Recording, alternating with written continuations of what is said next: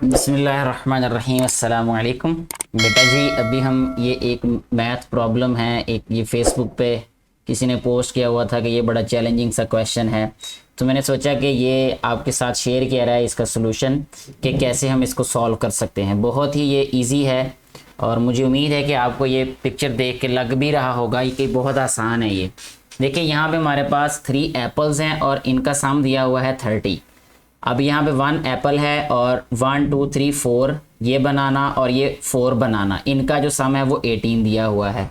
ये 4 बनाना है और इसमें 2 कोकोनट पीस हैं और इनका जो सब्ट्रैक्शन है वो इक्वल है 2 के। तो कहता है कि ये कोकोनट और हाफ कोकोनट और एक एप्पल और 3 जो है ये इसका आंसर किसके इक्वल आएगा। तो सबसे ज़रूरी बात इन क्वेश्चंस में ये होती है, पिक्चर्स में, कि आपने इसको गौर से देखना है। हर इंडिविजुअल जो फोटो है, ये जो पिक्चर है, उसको हमने ध्यान से देखना है, फिर उसको सॉल्व करना है। ठीक है, अब यहाँ पे देखें, ये 3 एप्पल्स हैं, ये इक्वल किसके हैं 30 के। इसका एक तरीका तो ये है कि अगर हम ये कहें कि हमारे पास ये जो एप्पल्स हैं ये भी x के इक्वल प्लस ये भी x के इक्वल प्लस ये भी x के इक्वल, जैसा कि अलजबरा में हम लोग क्वेश्चंस को सॉल्व करते हैं, और ये इक्वल किसके है 30 के। तो जब हम इसको सिंप्लीफाई करेंगे तो इसका मतलब कि ये 3x इज इक्वल टू 30 हो गया।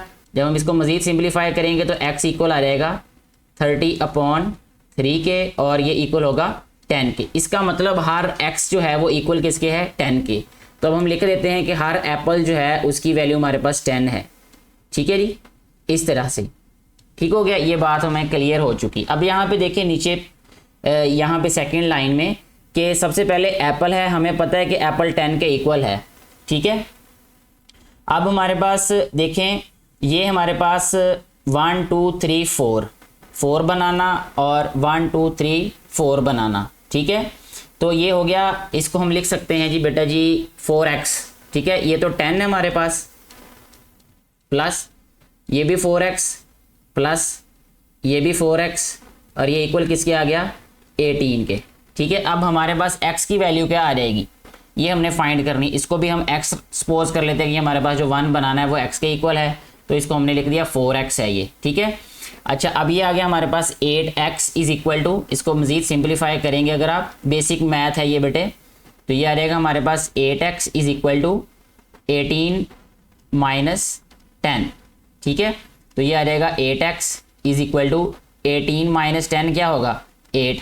ठीक है, तो x इक्वल किसके आ जाएगा 8/8 के, तो x का आंसर क्या आ जाएगा हमारे पास 1। यानी हर एक जो x है, यानी x हमने सपोज किसको किया था बनाना को, हर एक बनाना जो है वो बेटे 1 के इक्वल होगा। तो हम यहाँ पे लिखेंगे 1 1 1 और 1। ठीक है, इसी तरह ये भी 1 ये भी 1 ये भी 1 और ये एक बनाना भी 1, यानी 4 और 4 8 8 प्लस 10 18 हो जाएगा। यानी हमने असल में 1 बनाना की वैल्यू फाइंड कर ली यहाँ पे। ठीक है, अच्छा, अब देखिए नेक्स्ट लाइन में चेक करें ज़रा।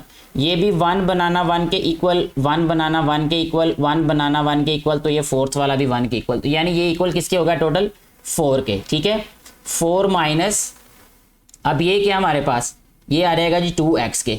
ठीक है, अब हमें नहीं पता कि ये जो हमारे पास हाफ जो पीस है इसका कोकोनट का ये किसके इक्वल, हम इसलिए उसको एक्सपोज कर लेते हैं कि जो 1 पीस है x के इक्वल है। हमारे पास 2 पीस है इसलिए हमने इसको 2x लिख दिया इज इक्वल टू 2। ठीक है, फिर वही मेथड जो हमने पहले ऊपर वाली लाइंस में फॉलो किया था या अडॉप्ट किया था, उससे हम ये फाइंड कर सकते हैं।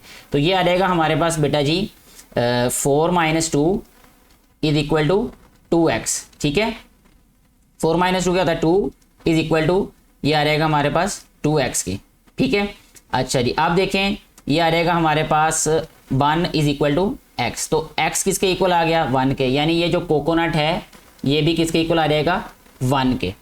ठीक है, यानी इसका मतलब कि ये जो हाफ पीस है ये 1 के इक्वल और हाफ ही 1 के इक्वल। ठीक है, यानी 4 माइनस 2 इक्वल 2 के होता है, लेकिन मैंने आपको मैथमेटिकली प्रूव करके बताया है कि ये 1 पार्ट जो है ये किसके इक्वल होगा, तो जो हर एक हाफ है ये 1 के इक्वल है। तो इसका मतलब लास्ट वाली लाइन की बात अगर हम करें तो यहाँ पे ये जो है वो इक्वल है हमारे पास 1 के, इसको हम 1 लिखेंगे, और ये एप्पल की वैल्यू हम पहले फाइंड कर चुके हैं जो कि इक्वल किसके है 10 के।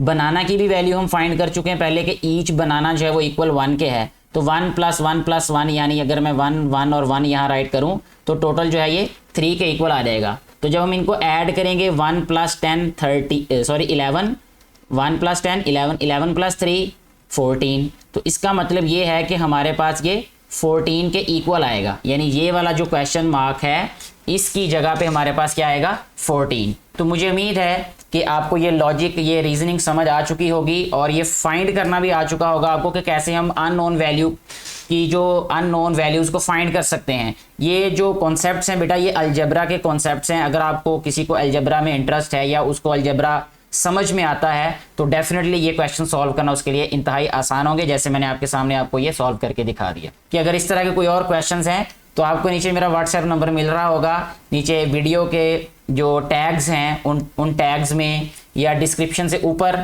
थोड़ा सा आपको टैग्स नज़र आ रहे होंगे, उसमें आप मुझे व्हाट्सएप कर सकते हैं। मैं कोशिश करूँगा कि नेक्स्ट भी कोई ऐसा चैलेंजिंग या जो जिसमें कहा गया होगा कि भाई ये एक चैलेंज है आपके लिए, तो मैं कोशिश करूँगा उसको सॉल्व करने की और आपके साथ शेयर करने की। Thank you very much.